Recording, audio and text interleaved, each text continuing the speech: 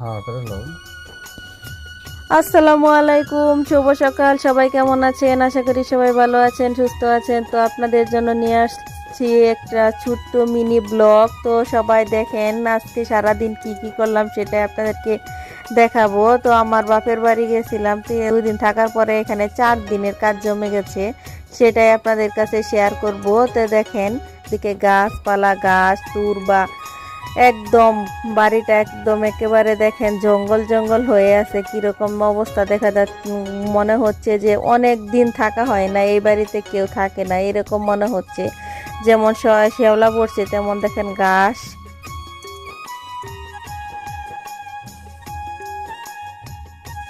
অন্য পাশ দিয়ে সাদিফের আব্বু খড়ি চিরা দিতেছে ওইদিকে, তো ওইটাই আবার মাঝখান দিয়ে আমি কিছু করে নিয়েছিলাম। তো কাঁঠালের বীজ নিয়েছিলাম, ওইগুলোও বেজে নিলাম। এখানে আসে বসছিলাম ফ্রিজে, তো ফ্রিজে দেখি দুধ আছে কিনা। তো এখানে দেখা গেছে যে 1 কেজি একটা দুধ আছে। তো এখানে দেখেন বাবা ছেলে মিলে দেখেন লাকড়ি গলায় আনতেছে, সাদিফরে ধরাইয়া দিছে যে লাকড়ি আনতো, কিছুক্ষণ আইনা সাদিফে তারপর হাঁপিয়ে গেছে। তো ও একা একাই পরে থেকে আনতেছে। তো আনলো, এই দেখেন আমি যে কাঁঠালের বিচি গলায় বেজেছিলাম সেগুলো একদম গরম। সাদিফ বলতেছে আম্মু খাবো খাবো।